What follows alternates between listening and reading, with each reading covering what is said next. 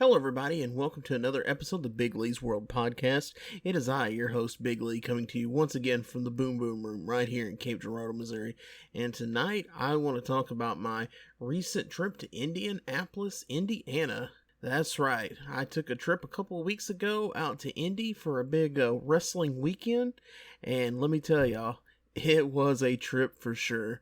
We went out to Indy, out to the Marion Fairgrounds for 2 nights of ICW No Holds Barred Deathmatch Wrestling, and then we added on the third show of No Peace Underground. And I tell you what, first things first, I love Indy. Like, it is really becoming one of my favorite cities. It's just something about it being a big city, but it has a small town feel to it and a small town vibe. So I could definitely get used to going to more events out there. But let's jump into this trip because let me tell you, it was crazy.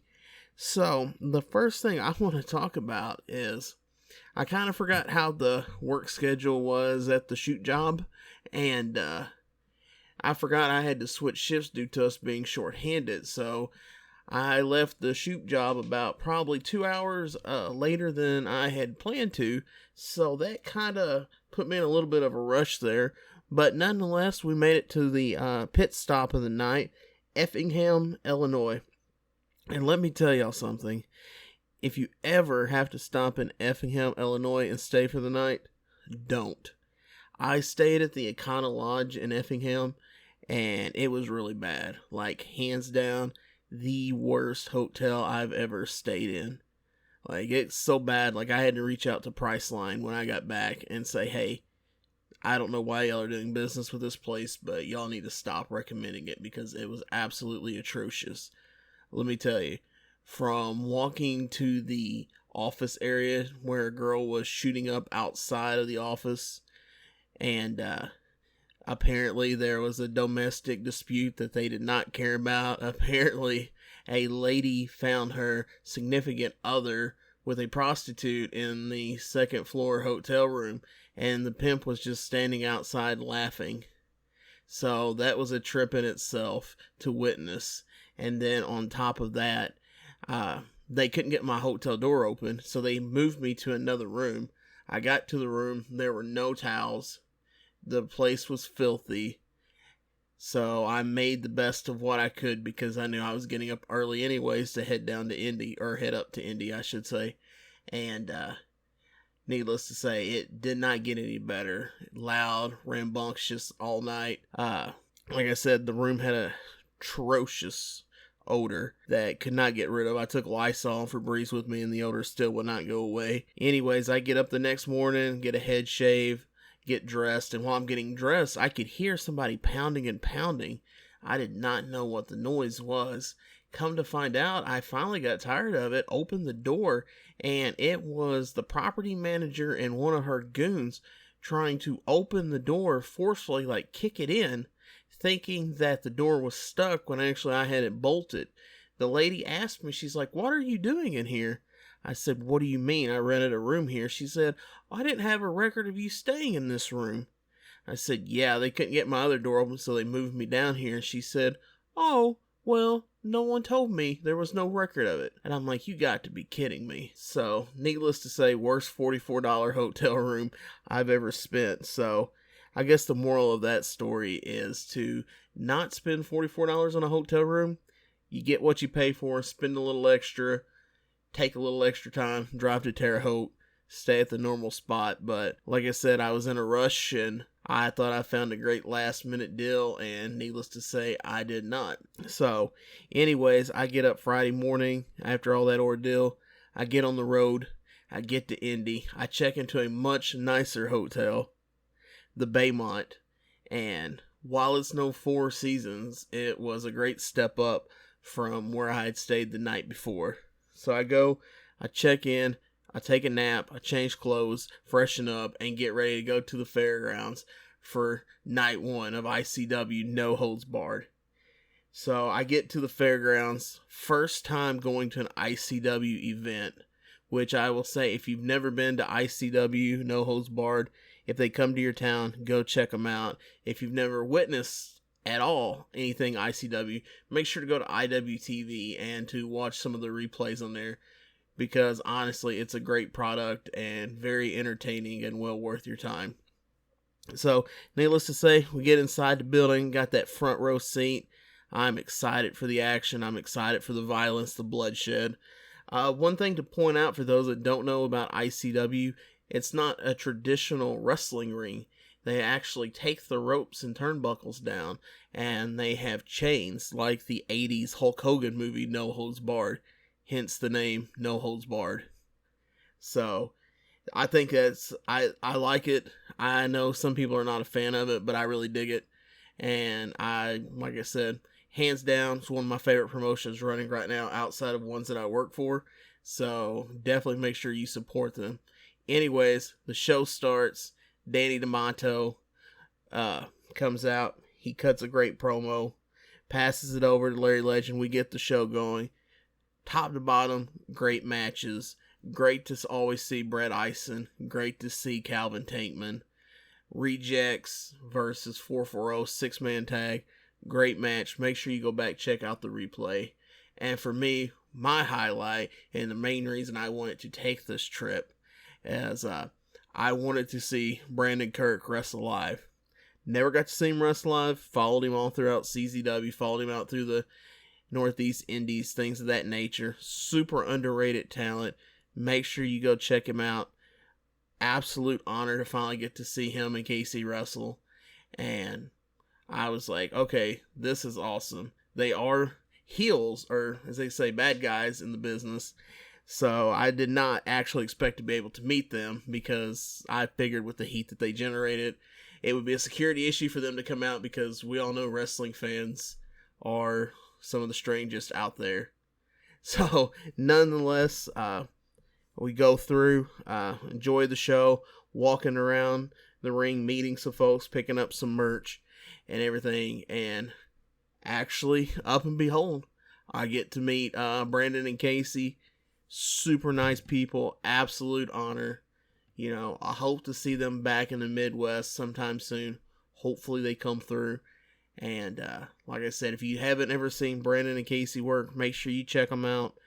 Like I said, very underrated talent, and they need to be about any place they can get. So with that being said, like I said, great time at the first night of ICW No Holds Barred. I get in the car, I drive back to the hotel. Now, I'm excited.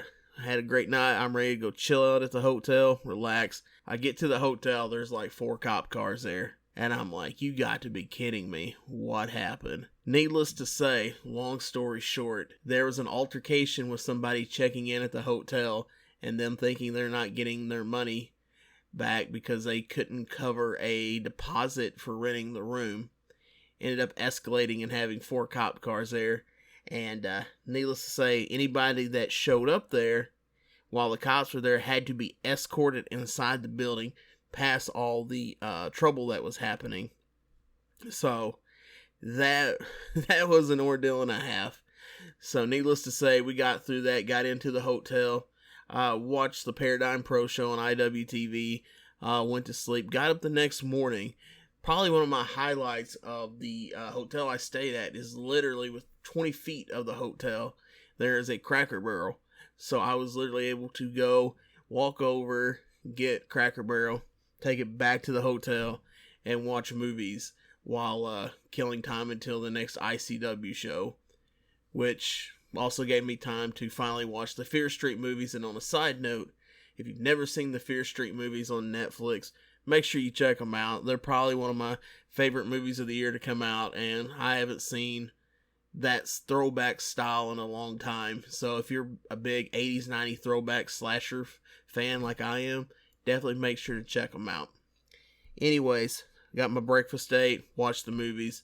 It got time to get up, change clothes again, head back over to the building for night 2 of ICW No Holds Barred.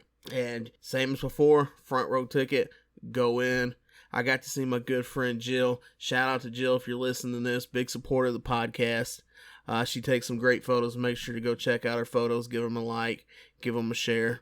support your friends, folks. That's the big takeaway. Always support your friends, support small business, support local business. Just support anything that you can that, those people that are willing to support you, make sure you support them back. That's what I'm trying to say here.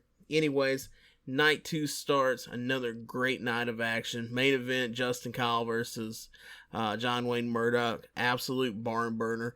Like I said, if you missed any of the action, you didn't get to see it, or if you're like me and you just want to go back and rewatch it because it's such a great card top to bottom, go check it out on IWTV. Replays are up on all of them. Like I said, just check them out. Well worth your time. Got to talk to a few more people there. And like I said, overall, 2 great back-to-back shows. Super excited to be able to witness ICW live. Actually, I keep staring at my ICW No Holds Barred hat that I picked up at the show. Surprisingly, it was big enough to fit my fat head, so that's always a good sign. So also make sure you go hit up ICW on their socials and pick up some merch, because it's great high-quality merch. Then, like I said, after that, it was a great night. Got to meet some more folks. Always good. I got to talk to Brandon and Casey one more time. Danny D'Amato, I got to finally talk with him. Great guy. Hardworking. Super talented. Puts on a great product. And he really believes in what he does as far as like with the company and things like that. He puts it on his back. He carries it. And absolute honor to get to finally talk to him. And like I said, super great guy. I look forward to seeing him and the rest of the ICW crew down the road, hopefully sooner rather than later. Anyways, so I get back to the hotel. No cops this time, so that's really great. Anyways, get in there, chill out, watch night 2 in the hotel of Paradigm Pro, go to sleep. Get up the third morning, which is Sunday. I was originally going to go home this day. However, they made the announcement No Peace Underground added John Wayne Murdoch versus Masada as the main event. And for me, I've never got to see Masada wrestle live. And I debated if it was going to be worth staying an extra night in Indianapolis, an extra hotel room. And I finally bit the bullet and said, yeah, okay, it's going to be worth it. I'm just going to get a cheap seat just so that I can say that I was there and I got to see Masada wrestle. So, anyways, I chill at the hotel a little bit more. Pool's closed. Breakfast is closed at the hotel. So, not really too much to do at the hotel except lay there, chill out, and relax until time to go to the show. Get in the car, go back to the fairgrounds, and stand in line. It was actually the only show this weekend, or that weekend, I should say, not this weekend, that weekend, that had a line to get in the door. I guess they were running behind or something like that with the timing, but yeah, most of the time we just chilled out and was able to walk in there. And like I said, I just planned to get a cheap ticket anyways when I got in there. Wasn't able to get front row, of course, because I waited too long making the decision on whether or not I wanted to go and whether or not I was going to bite the bullet on a $6 service fee.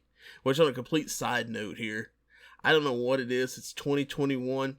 If your show sells 1 or 2 tickets, or 1 or 2 styles of tickets, I should say, like a front row and a general admission or just general admission tickets, folks, there is no reason to put your tickets on sites like TicketWeb, Ticketmaster, things like that, that charge a crazy fee for ticket sales online. I mean, literally, like, for a front row ticket, like a $40 front row ticket for that No Peace Underground show had like a $6 and some change service fee.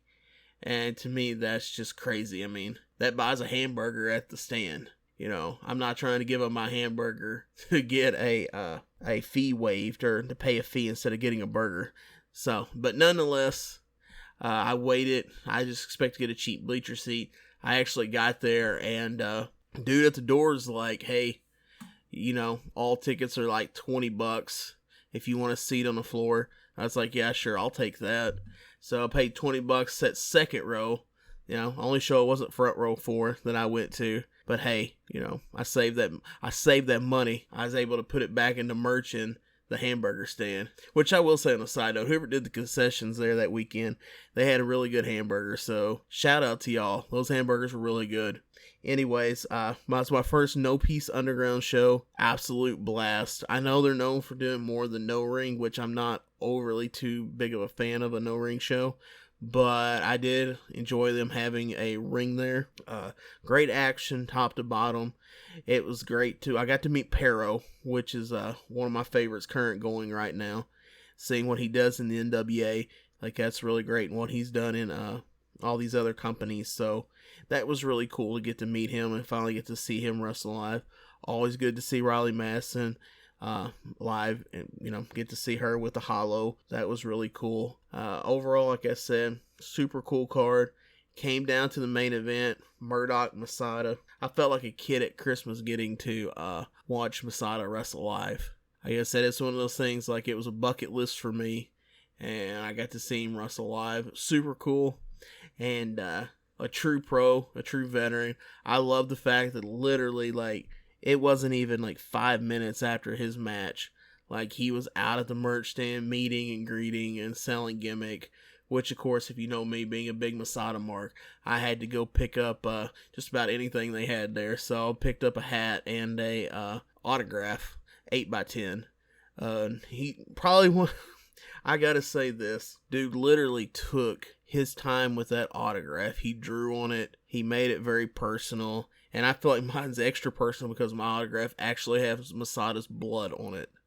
So I don't know how many people out there have a bloody 8x10 of Masada with his actual blood on it. So I thought that was pretty cool.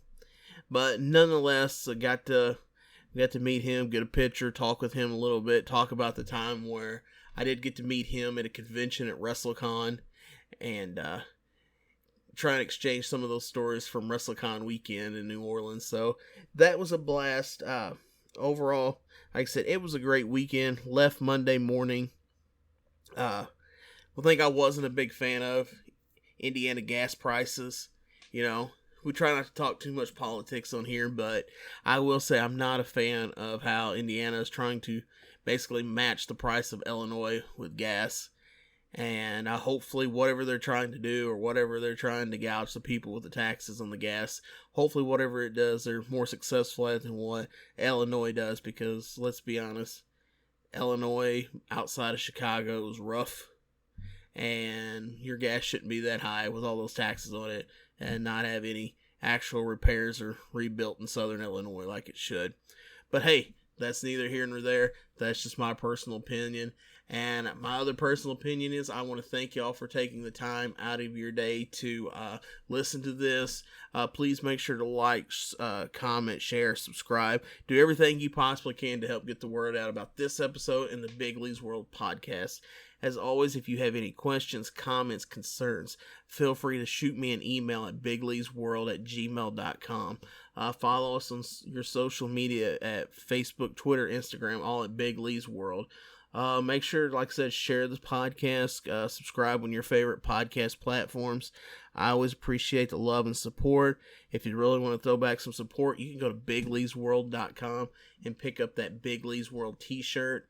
They pretty well run sales every now and again, so every couple of weeks they're usually 20% off, so if you can catch it on there, hey, I'm all about saving money. I want y'all to be about saving money as well, so hit up at whenever they run at 20% sale, get that Big Lee's World shirt at 20% off whenever you can.